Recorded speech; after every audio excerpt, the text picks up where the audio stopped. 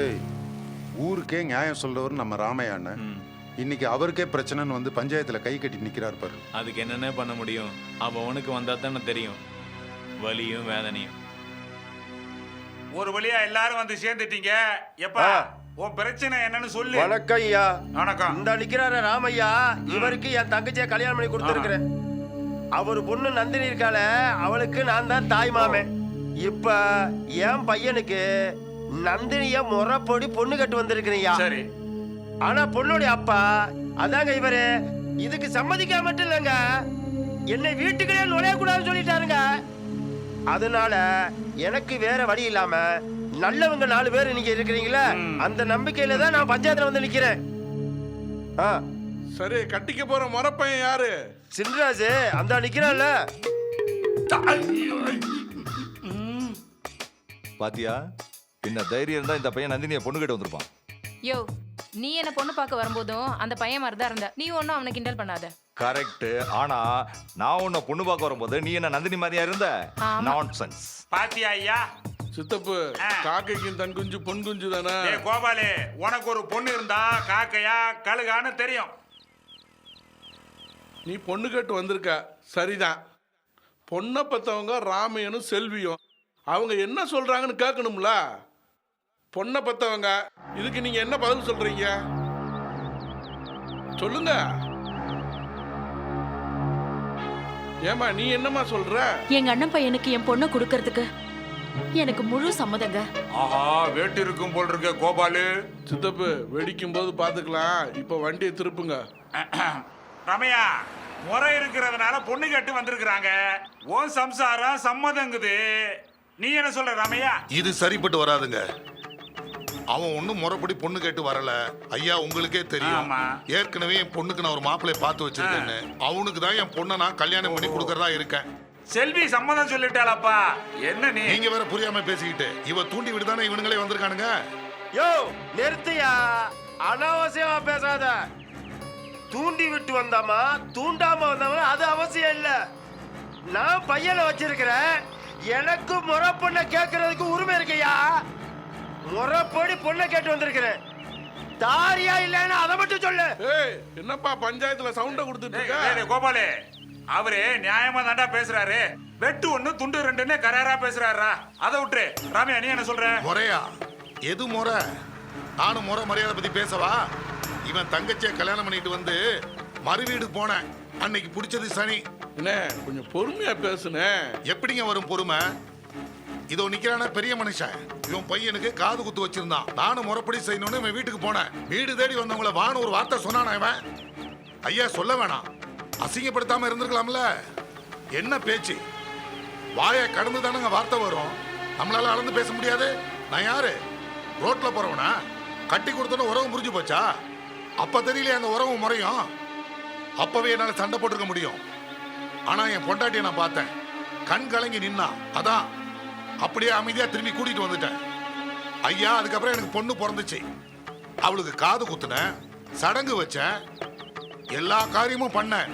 ஊரை கூட்டி 4 நல்ல மனுஷங்களை எல்லாம் வரவழைச்சேன். எல்லாரும் வந்தாங்க. இவன் எங்க போனா? உயிரோட தானே இருந்தான். ஏயா வரல? இப்ப பேசுறான் முறையை பத்தி. அவர் சொல்றது சரிதான்ப்பா. உறவுன்னு சொல்லி இப்ப நீ வந்திருக்கிறிய, கட்டி கொடுத்து இவ்வளவு நாள் வரைக்கும் உன் தங்க வீட்டுக்கு ஒரு நாளாவது வந்திருப்பியா நீ? சரி, அதை விடு. இப்ப பொண்ணு கேட்டு வந்திருக்கிறிய, அந்த பொண்ண ஒரு தடவையாவது நீ நேர்ல பார்த்திருப்பியா? முறைன்னு வாயில சொன்னா போதுமா? சரிதாயா, நீங்க சொல்றத நான் ஒத்துக்கிறேன். ஆனா விவரத்தை கேட்காம ஆளுக்கு ஆளு பேசாதீங்க. அவள் சொல்றது நான் எந்த. சரி ஐயா, என் மச்சனோட வீட்டு விசேஷத்துக்கு நான் எதுக்குமே போனதில்லை. ஏன் போகல தெரியும்? 4 பேருக்கு சொல்லி அனுப்பணும்னு சொன்னாரு. அந்த 4 பேர் யாரு? என் சித்தப்பனுக்கு சொன்னாரா, இல்ல என் பெரியப்பனுக்கு சொன்னாரா, என் தாத்தனுக்கு சொன்னாரா, இல்ல எனக்கு தான் சொன்னாரா? தாய் மாமே எனக்கு சொல்லி அனுப்பணும்ல. ஏன் சொல்லல? பொண்ணை பெத்தவன் பொண்ணுக்கு காது குத்துனாலும் சரி, சடங்கு வச்சாலும் சரி, எந்த விசேஷம் வச்சாலும் முதல்ல யாருக்கு சொல்லி விடணும்? தாய் மாமனுக்கு தானையா. சொன்னாரா? கேளுங்கய்யா. என்னப்பா சொல்லி அனுப்புனீங்களா? அது பாருங்க பாருங்க, முட்டாய் விழுகிறாரு. நான் 4 பேருக்கு சொல்லித்தான் அனுப்பிச்சேன். பேசுனா பேச்சு பேச்சா இருக்கணும். இப்ப கூட பாருங்க, என்னைய கூப்பிடல, ஆனா நான் வந்து பொண்ணு கேட்டேன். ஐயா நீ சொன்ன மாதிரி அவரே தப்பு பண்ணியிருந்தாலும் நீ தாய் மாமன்ல, நீ தான் கொஞ்சம் பொறுத்து போகணும். ஐயா நான் ஒத்துக்கிறேன், அப்ப நான் மரியாதை செய்யலதான், தப்புதான், நான் ஒத்துக்கிறேன் ஐயா. இதுக்கு என்ன பரிகாரம் சொல்லுங்க, நான் செய்யறேன். நானே சொல்றேன்யா, அவர் மட்டும் பொண்ணை கொடுக்க சொல்லுங்க, எந்த சீர்வரிசையும் எனக்கு செய்ய வேண்டாம் ஐயா. ராமையா என்னப்பா சொல்ற? யோ கட்டின செலவோட அனுப்ப சொல்றோம்ல, நாங்க ஏத்துக்கிறோம்ல. ஏய், இதுக்கு நான் சம்மதிக்க மாட்டேன். என் பொண்ணை வேற ஒரு இடத்துல கட்டி கொடுக்கறதா முடிவு பண்ணிட்டேன். நிச்சயம் ஆகல இல்ல. சித்தப்பு வண்டி தாறுமாறா ஓடிக்கிட்டு இருக்கு, இழுத்து நிப்பாட்டுங்க. ஆமாமா ராமையா, என்னதான் இருந்தாலும் இவரு செல்வியோட அண்ணன், நந்தினிக்கு தாய் மாமன் வேற. இவன் கேக்குறது ஒரு விதத்துல நியாயம்தான்ப்பா. இதுக்கு முன்னாடி உங்களுக்குள்ள 1000 நல்லது கெட்டது நடந்திருக்கலாம் ராமையா, அதெல்லாம் மனசுல வச்சுக்காத, ஓரங்கட்டிரு. முறையா வந்து பொண்ணு கேக்குறான், நம்ம ஊரையும் ஜனங்களையும் மதிச்சு பஞ்சாயத்து வரைக்கும் வந்து நிக்கிறார் ராமையா. தாய் மாமே உறவுங்கிறது வேறு பிடிச்சி விழுது இறங்குன ஆலமரம் மாதிரி. ஒரு குடும்பத்திலேயே உன்னதமான உறவு இது. இந்த உறவை மதிக்கிற ஆளுங்கயா நம்ம. உறவுங்கிறது உசுறு மாதிரி, இஷ்டத்துக்கு பேசி போட்டா உறவு கெட்டு போயிருமியா. அதனால தீர்ப்பு சொல்றதுக்கு முன்னால நந்தினி கிட்ட ஒரு வார்த்தை கேட்டலாம்னு நான் நினைக்கிறேன். நீங்களா என்னப்பா சொல்றீங்க?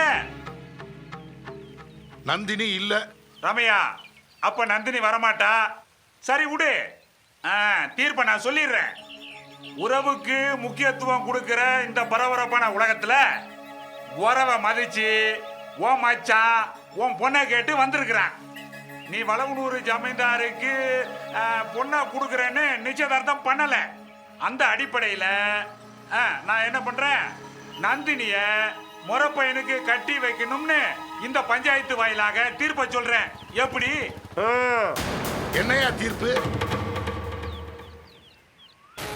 கொள்ளாத தீர்ப்பு சொல்றீங்க. தாய் மாமா உறவு வேணுங்கிறதுக்காக என் பொண்ணோட வாழ்க்கையை நான் அழிக்கணுமா? எந்த ஒரு நியாயம் அது? நீங்களா கூடி முட்டாள்தனமா இப்படி ஒரு முடிவு எடுத்தா அதை நான் கேட்கணுமா? நல்லா கேட்டுங்கய்யா, இது ஏன் குடும்பம், ஏன் பொண்ணு, அவ வாழ்க்கைய நான் தான் தீர்மானிப்பேன். நீங்க சொல்றதா நான் கேட்க முடியாது. இதை நான் ஒத்துக்க மாட்டேன். ராமையா கொஞ்சம் பொறுமையாரப்பா. நீ இந்த ஊர்ல ஒரு பெரிய மனுஷன். இந்த இடத்துல நீ உட்கார்ந்து இருந்தேன்னா இந்த தீர்ப்பை தான் நீ சொல்லுவ. நீயே தீர்ப்பை மதிக்கலைனா வேற எவன் மதிப்பா? சொல்றத கேளப்பா. நீ பஞ்சாயத்து தீர்ப்பை மீறினா ஊரை விட்டு உன்னை ஒதுக்கி வைக்க வேண்டிய நிலைமை வந்துடும். சொல்லிவிட்டேன். என்னையா கேட்கறது? என்ன கேட்கறது? இத பாருங்கயா, இங்க பாருங்க. இந்த பையனுக்கு என் பொண்ணை கொடுக்க சொல்றீங்க. அப்படி ஒரு வாழ்க்கை என் பொண்ணுக்கு தேவையில்லையா? இங்க பாருங்கயா, என்னோட முடிவு ஒன்னே ஒண்ணுதான். என் பொண்ணு நந்தினிய அந்த வளவனூர் ஜமீன்தார் பையன் தருவனுக்கு தான் கல்யாணம் பண்ணி கொடுப்பேன். இதுதான் என் முடிவு. இதை இந்த பஞ்சாயத்தோ இல்ல இந்த தாய் மாமனோ வேற எவன் தடுத்தாலும் நான் நினைச்சதை நடத்தி காட்டுவையா. முடிஞ்சா தடுத்து பாருங்கயா. யோ, ஊரு பஞ்சாயத்து முடிவு மாதிரி என்னையா பண்ணுவீங்க? என்ன பண்ணுவீங்க? ஊரை விட்டு தள்ளி வைப்பீங்களா? அவ்வளவுதானையா? தள்ளி வச்சீங்க பாத்துக்கிறேன். எனக்கு எனக்கு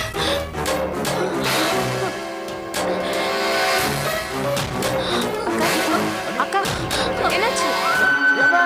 இந்த திரைப்படத்தை முழுமையாக கண்டு மகிழ உடனே டவுன்லோட் செய்யுங்கள் Raj digital TV OTT app. வருடத்திற்கு வெறும் 299 ரூபாய் மட்டும்.